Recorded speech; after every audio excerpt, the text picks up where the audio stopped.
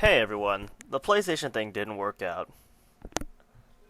I just couldn't stand botching up the music and shortening the boss fights because that's not it's not a it's not a fair representation of the game. So instead, we're going to play a game that doesn't involve complicated things like a capture card or anything else like that. Oh, spoilers. We're going to play Castlevania Circle of the Moon. Even though the moon isn't really important in this game, it sounds cool. Castlevania Circle of the Moon was the first game for the Nintendo Game Boy Advance, and it was really groundbreaking because it brought back Castlevania. Don't pay attention to those things on the side. After Simon's Quest, Super Castlevania 4, the game finally took another step in the right direction by balancing the RPG elements and the gameplay mechanics. If you're wondering what that name means, don't look into it. You're never going to find out. It is 1830. Dang, those Australians. Why are they always causing trouble?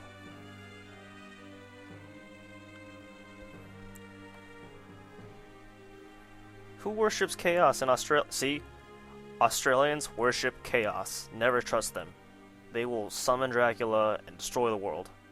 That is what this game is telling you. Man, there's so much I need to go over. Oh, hey, what's up?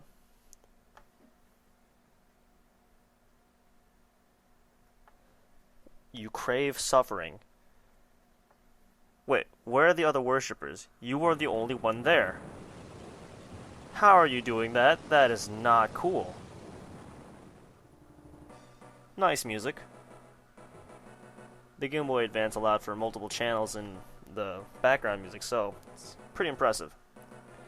Almost like a SNES game, right? Oh, good. Oh no. Morris Baldwin? Where's Simon Belmont? You're not even Morris Belmont, you're just Baldwin. And you're bald. It's your... No, it's not. You're not... Where are the Belmonts? Where are the Belmonts? Oh, well, your kids are dead. Oh, he's not his kid. You're his kid. Look at that hair. If you take off your dad, you're gonna be bald someday too. How did you land, like, unscathed? That was like 25, maybe... Whatever, I'm not even gonna measure. That was a long fall. That's all I need to know. Because you're a kid. Yes, we do.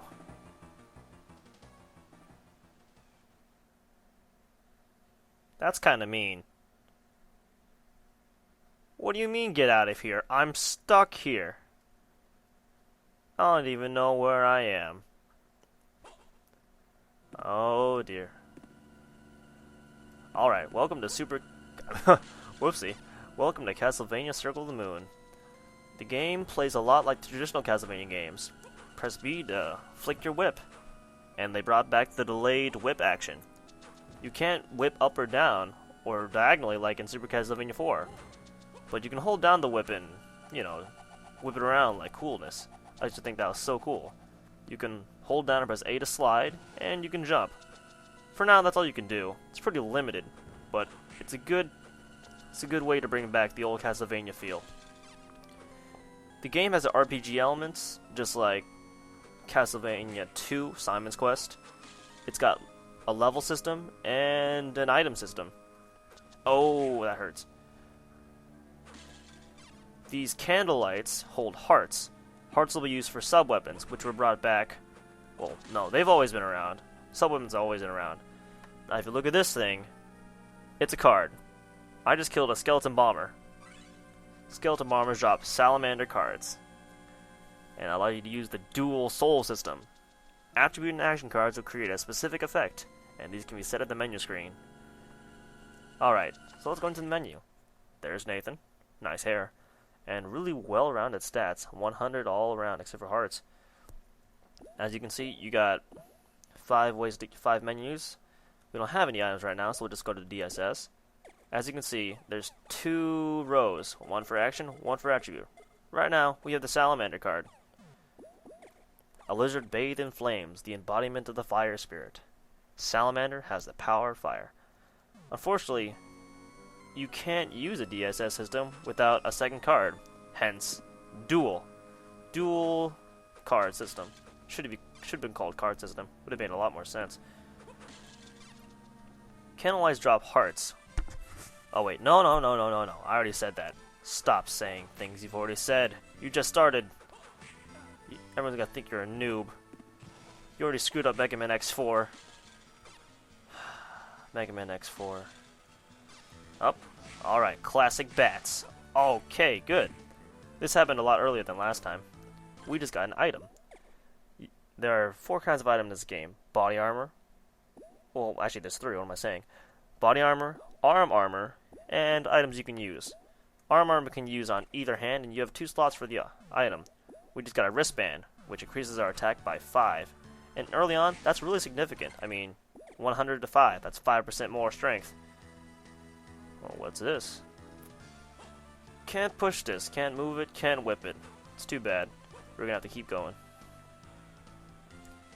DSS cards are dropped only by specific monsters. You won't get them just willy-nilly. In this case, the Bone Tower drops the Mercury card, which allows us to have 2 cards to be used. So now I'm going to demonstrate the DSS system as soon as I duck this guy. Alright, when you press the L button, Nathan glows. He goes Super Saiyan. And this combination allows you to use the Fire Whip, a nice reference to Simon's Quest and his Flame Whip upgrade. Using DSS effects takes MP. Usually, you'll see the effect of the double DSS cards just by attacking or by walking around. In this case, it changed the whip. This isn't always going to be the case. Sometimes different effects will happen, and you might not notice them the first time around unless someone tells you or you just happen to notice.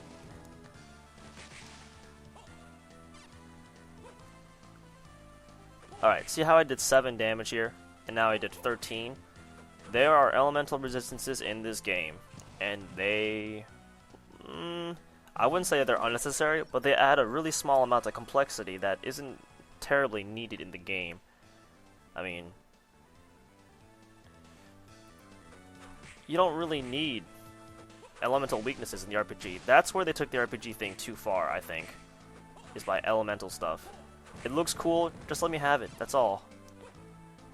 There aren't any abilities that do the same thing anyway, so there really isn't any need for elements. What's over here? Nothing, I don't think. Just a skeleton bomber. We can't reach up here yet, but oh well.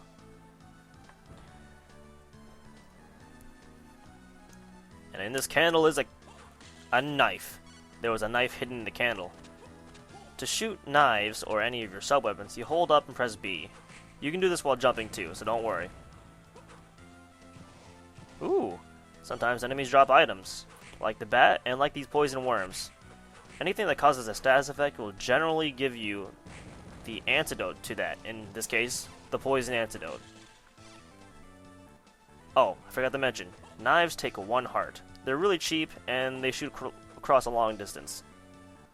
You can say it's okay, I mean, there are a lot of better items than the knife. The knife is just there to be there, for the nostalgia's sake. What else I have to say about this game is that some of the sub-weapons are pretty... they're just plain useless. Some of them are useless, like this knife. This knife isn't very good. Oh dear.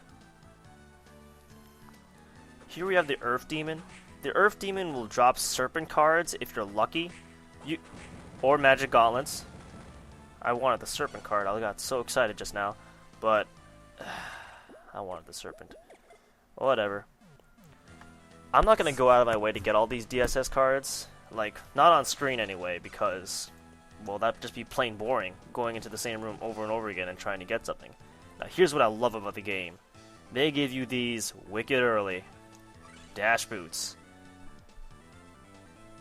A lot of the complaints about the game is that it took too long to get to places, like in Simon's Quest. You couldn't a lot of the game involved you going around towns, getting things, and the only way to heal was to go into a church at town.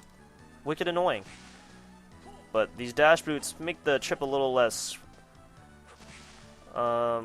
grueling. And to be honest, it just makes your life easier. Let's go up here. Huh. Nope, can't go through here, can't whip it, can't dash it, can't push it, can't do nothing. Bats are just there to be bats. You can kill them no matter what. Okay. Not much to say really. This is just introductory stuff. Things will be explained as they go. There's a leveling system, and as you kill enemies, more and more will level up. This room specifically has zombies. They can drop potions, which heal your HP by 20, and they can also drop cloth armor. Or was a cloth shirt? I think it was a cloth armor. And skeletons don't drop anything. And poison worms drop antidotes. The game gives you enough antidotes for poison not to be a big pain in the ass, but if you get poisoned early on, it could be a little bit hurtful, because poison damage later on doesn't become the big of an issue, but early on, because you have such low health, poison can take a real bite out of your health. And celebrate by getting our first. Wow, that's awesome. Cotton robe, that was pretty lucky. If I could use some magic, that'd be really nice. Let's explain stats now then. Strength is directly dependent on your physical attacks, which is your B attack, and defense is your overall defense. It just reduces damage accordingly. Intelligence affects your magic, and luck affects your drop rate. Another one of you. Get out of here. I got dash routes now. Oh, wait a minute. Duh. Here we go. Don't be afraid to use your magic. There's nothing wrong with doing it. Mana will just replace itself, and if you don't have any hearts, if you don't have any MP, you can always use hearts. Alright, and here's the next concept. There will be these altars here with hearts, flask with a purple liquid in it, and a flask with blue liquid in it. The heart containers increase your maximum number of hearts. The purple containers increase the maximum HP points, and the blue containers increase the maximum amount of MP points. Surprise, surprise. The potions themselves do about the same as a level up, except for the hearts. The hearts will increase a lot more than you would per level. Let's get through this. Gotta do a sequence cut. Hey, get out of here. Man, I can't believe I got that early. Ooh, a potion. Wow, I'm really lucky today. It's like when Azure Blade plays his Mega Man games. He gets so many 1-ups. Like, it's unbelievable. And he always makes fun of himself. He's like, why do I get all these 1-ups? I don't need them. Okay. Maybe I can get the Serpent card now. Come on. Come at me, bro. There you go. This being my third video, I feel a little more confident about what I'm doing. And when I say a little, I mean a little. I still don't know if I'm ready to do this kind of stuff yet. It's really just for fun. I'm not doing this for any money, at least not yet. I really just want to become a lawyer and, get a job, make a living. All that kind of normal stuff. As you can see, gaining levels is a big difference. Now we're able to kill certain things in 2 hits, some things in 1 hit. And it's just pretty important. Leveling up is something you gotta do in this game. It's also something the game does so that it extends your playtime. To make a game worthwhile, you have to extend the amount of time you're playing the game, and a level system is a pretty easy way to do it. But it's not that bad. The pacing is fine, the exploration is long enough for you to play the game very well, and overall, this is a pretty good game. We got the dash boots, a nice set of armor that doesn't match at all, and a dagger. We got a dagger. So, I'll see you next time.